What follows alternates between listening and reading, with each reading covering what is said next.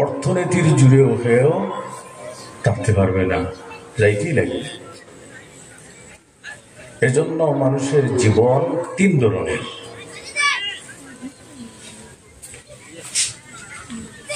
একটা জীবন হলো পার্থিব জগতের জীবন। আপনারা কিন্তু মনে রাখবেন, হয়তো কোনো সময় আমি জিজ্ঞাসা করতে পারি, লজ্জা দেওয়ার উদ্দেশ্য নয়, আমি চাইব যে আপনাদের মনে আছে কিনা। এক নম্বর হলো দুনিয়ার জগতের জীবন।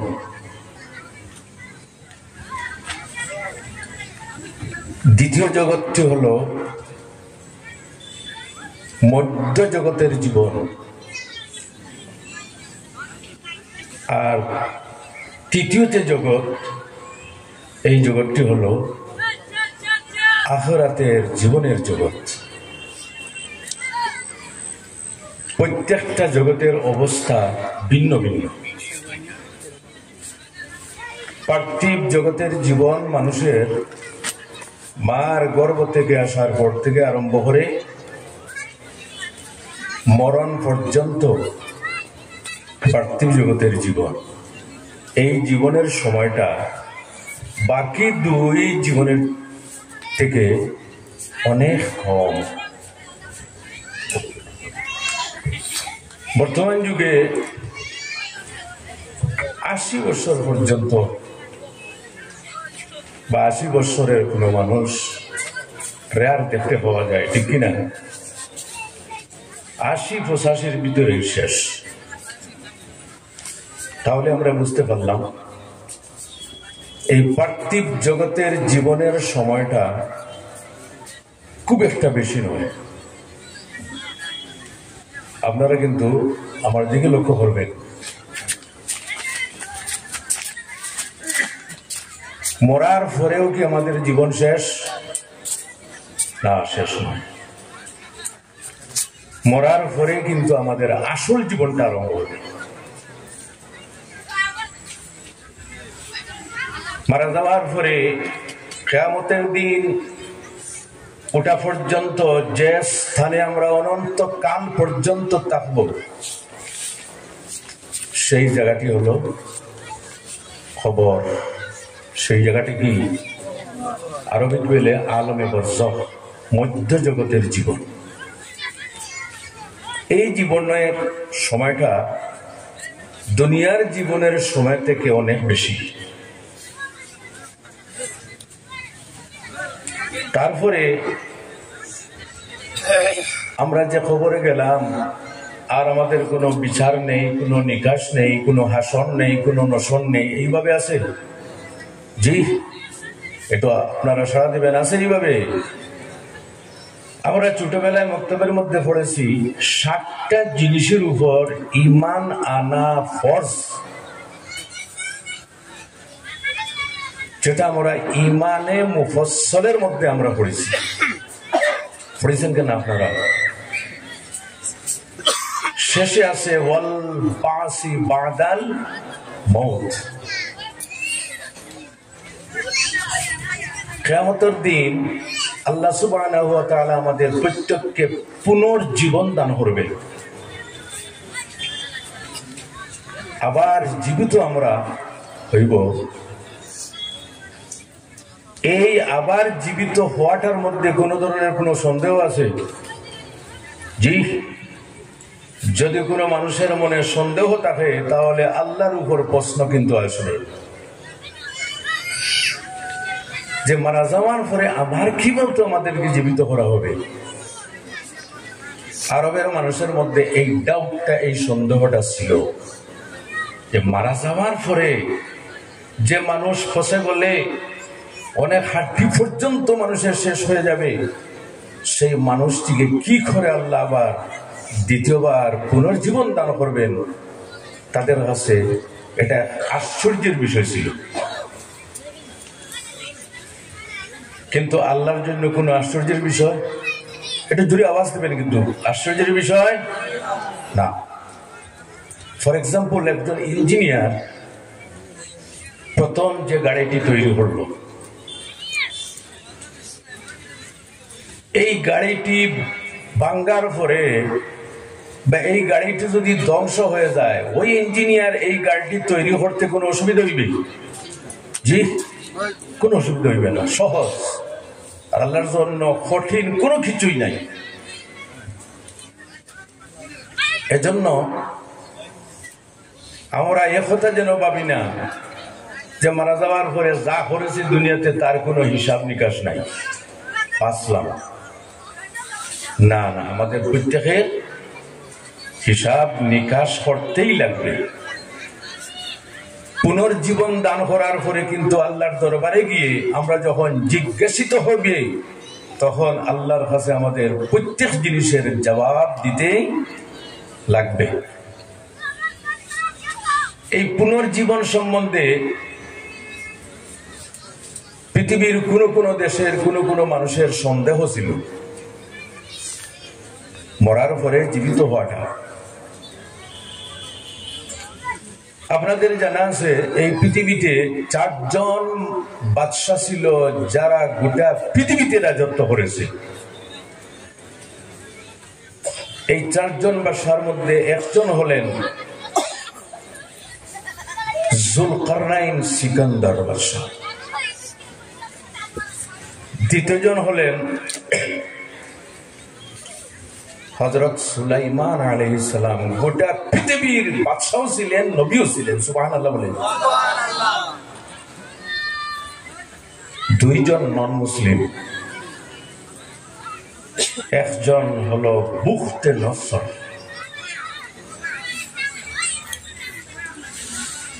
আর একজন হলো নমরুদ। যে জালিম বাদশাটি ছিল হযরত ইব্রাহিম খলিলুল্লাহ আলাইহিস সালামের যুগে।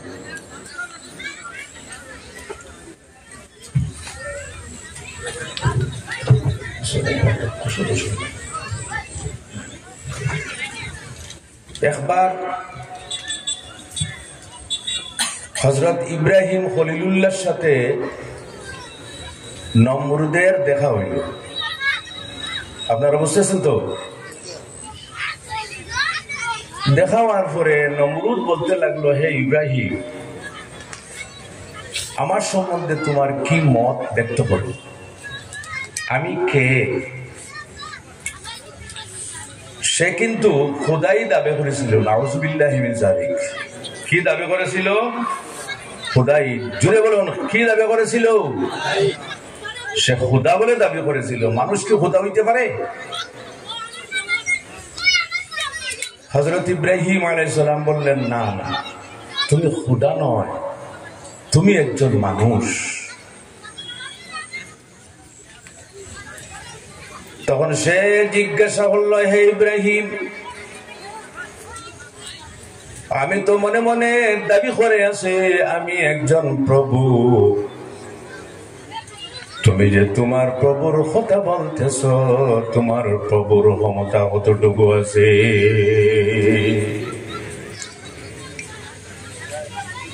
হযরত ইব্রাহিম খলিলুল্লাহ আলাইহিস সালাম জবাব দেন, আমার প্রভুর ক্ষমতা তুমি জিজ্ঞাসা করতেছ, তাহলে শুনে নাও। বিসমিল্লাহির রহমানির রহিম।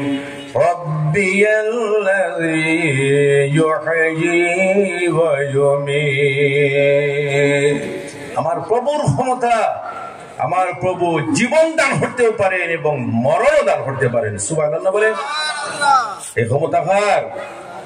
একটু জুড়ে আওয়াজ দেন না কেন? ঠান্ডায় বুঝে আপনার মন মগজ সব ঠান্ডা হয়ে গেছে। এই ক্ষমতা কার? আল্লাহ। তখন সেই বেকুফ বাদশা,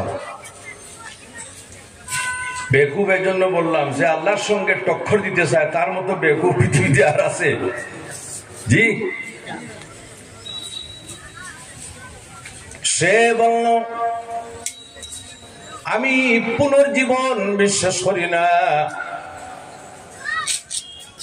আনা উহয়ী ওয়া উমীত। হে ইব্রাহিম, তোমার প্রভুর যদি ক্ষমতা থাকে জীবন দান করার এবং মরণ দান করার, তাহলে আমি যে মানুষ রূপে প্রভু, আমার ক্ষমতা আছে জীবন এবং মরণ দান করা। সুবহানাল্লাহ বলবেন না নাউজুবিল্লাহ বলবেন? এখানে সুবহানাল্লাহ বলবেন না, কি বলবেন? নাউজুবিল্লাহ। সে বলল আমারও ক্ষমতা আছে মানুষকে মারা এবং জীবিত করা। তখন ইব্রাহিম আলাইহিস সালাম জিজ্ঞাসা করলেন, কিভাবে ক্ষমতা তুমি দেখাইতে পারবে?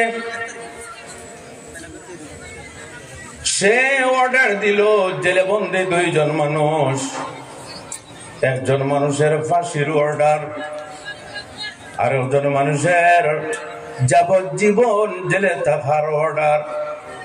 2 জন মানুষকে সামলে আনলো। আনার পরে যে ব্যক্তির ফাঁসির অর্ডার, সেই ব্যক্তিকে সে রেহাইয়ের নির্দেশ দিল। আর যে ব্যক্তি যাবজ্জীবন জেলে থাকার নির্দেশ ছিল, তাকে হত্যা করে বলল, দেখো ইব্রাহিম, যে ব্যক্তি মারা যাইতো তাকে আমি বাঁচাইয়া দিলাম, আর যে ব্যক্তি মরার সেই ব্যক্তিকে আমি বাঁচাইয়া দিলাম, অন্যকে মারলাম। নাউজুবিল্লাহি মিন যালিক। এর নাম কি জীবন দান আর মরণ দান?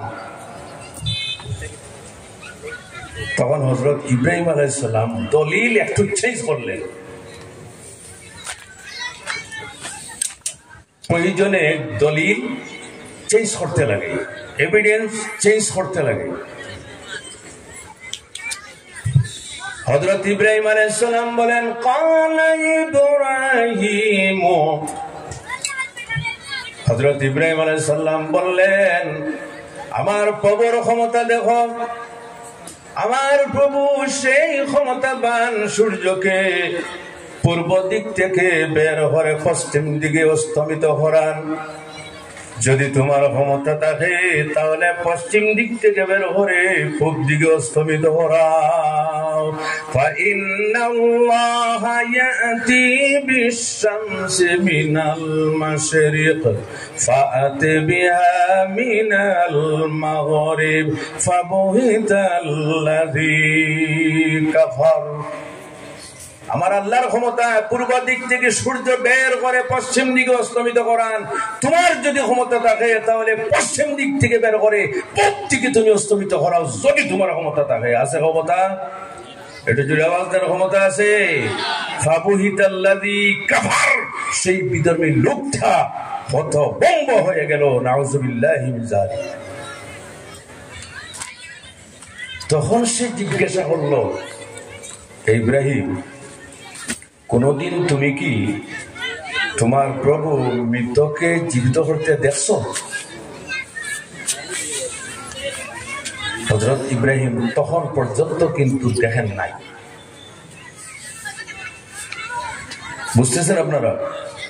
এই যে আমরা জীবিত হব না কবরে সারা সমস্ত জীবন কবরে থাকবো?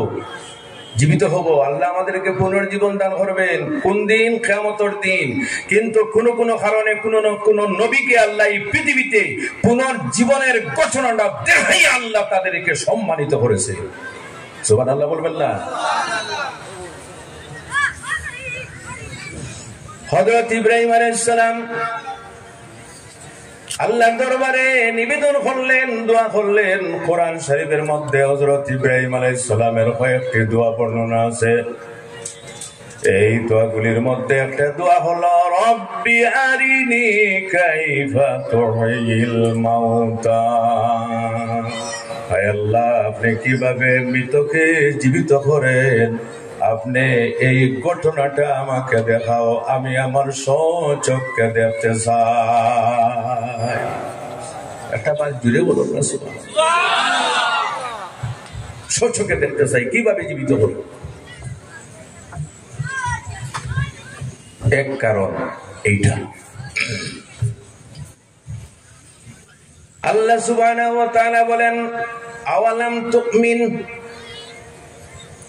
হে ইব্রাহিম, মারা যাওয়ার পরে আমি আবার পুনর্জীবন দান করব, তাতে কি তোমার ইয়াকিন নাই? তুমি কি বিশ্বাস করো না? হযরত ইব্রাহিম আলাইহিস সালাম বলেন, قال بلى ولكن ليطمئن قلبي আয় আল্লাহ কেন বিশ্বাস রাখবে না? নিশ্চয় আমার বিশ্বাস আছে, কিন্তু আমার মনের মধ্যে প্রশান্তিটা যাতে আসে এজন্য আমি বলতেছি সুবহানাল্লাহ। ইয়াকিন তিন ধরনের, আপনারা ভালোভাবে বুঝে নেবেন। ইয়াকিন কয় ধরনের? তিন ধরনের। আমরা বলি না ওর ইয়াকিনটা নাই, ওর বিশ্বাসটা নাই। ইয়াকিন তিন ধরনের। আবার বলুন তো ইয়াকিন কয় ধরনের? তিন ধরনের। ইলমুল ইয়াকিন, আইনুল ইয়াকিন, হাক্কুল ইয়াকিন। ইলমুল ইয়াকিন ফর এক্সাম্পল, আপনারা অনেক আছেন যারা মক্কা এবং মদিনা শরীফে যান নাই। মক্কা শরীফের নাম শুনেছেন, মদিনা শরীফের নাম শুনেছেন, কিন্তু জীবনে কোনোদিন দেখেন নাই। নাম শুনেছেন এবং জানেন যে মক্কা এবং মদিনা শরীফ আছে, এটা হলো ইলমুল ইয়াকিন। এটার নাম কি? এটা যদি আওয়াজ দেন, ইলমুল ইয়াকিন। আপনি আল্লাহর হুকুমে মক্কা শরীফ এবং মদিনা শরীফে গেলেন, যাওয়ার পরে আল্লাহর গড় কাবা শরীফ এবং রাসূলুল্লাহর জিয়ারত করে নবীজির রওজা শরীফ দেখলেন, সেটা হলো আইনুল ইয়াকিন, চোখের দেখা ইয়াকিন। সেটা হলো আইনুল ইয়াকিন। বুঝতেছেন আপনারা? মক্কা এবং মদিনা শরীফের অলি গলিতে ঘোরাঘুরি করে মক্কা এবং মদিনা শরীফের চতুর্দিক দেখার পরে আপনার যে জ্ঞানের জন্য হলো সেটা হলো হাক্কুল ইয়াকিন। স্বচক্ষে দেখার পরে যে এক্সপেরিয়েন্সটা আপনার সৃষ্টি হলো, আপনার অভিজ্ঞতা হলো, সেটা হলো হাক্কুল ইয়াকিন। হযরত ইব্রাহিম খলিলুল্লাহ আল্লাহর দরবারে নিবেদন করেন, আয় আল্লাহ, মৃতকে জীবিত করতে পারো, এই বিষয়ের উপর আমার ঈমান আছে, কিন্তু আমি চাই আমার স্বচক্ষে দেখব। সুবহানাল্লাহ। আল্লাহ সুবহানাহু ওয়া তাআলা হযরত ইব্রাহিম খলিলুল্লাহর দোয়া কবুল করলেন।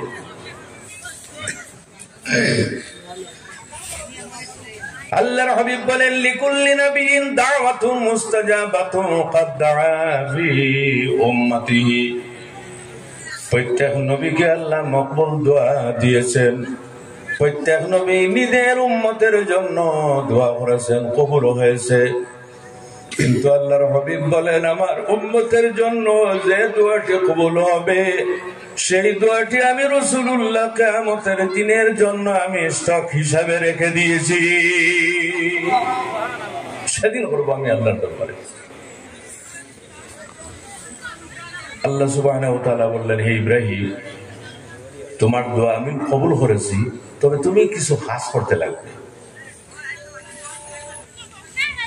আল্লাহর দরবারে নিবেদন করে নাই, আল্লাহ কি খাস? শিক্ষণীয় বিষয়। আয় আল্লাহ কি খাস? আল্লাহ সুবহানাহু ওয়া তাআলা বলেন, ফাখুয আরবাতাম মিনাত তায়রি ফাসুরহুন্না ইলাইক ثم اجعل على كل جبل منهن جزءا ثم ادعهن يأتينك سعيا واعلم أن الله عزيز حكيم. হে ইব্রাহিম, এক কাজ করো, চারটা পাখি তুমি ধরো। কয়টা পাখি? চারটা পাখি। কোরআন শরীফের মধ্যে পাখিরও উল্লেখ আছে। চারটা পাখি ধরো, তাহলে আমার কুদরত, আমার শক্তি, যে আমি পুনর্জীবন কিভাবে দান করতে পারি, সেটা তুমি তোমার স্বচক্ষে তুমি দেখবে। আয় আল্লাহ, কি কি পাখি? আল্লাহ সুবহানাহু ওয়া তাআলা বলেন, ময়ূর,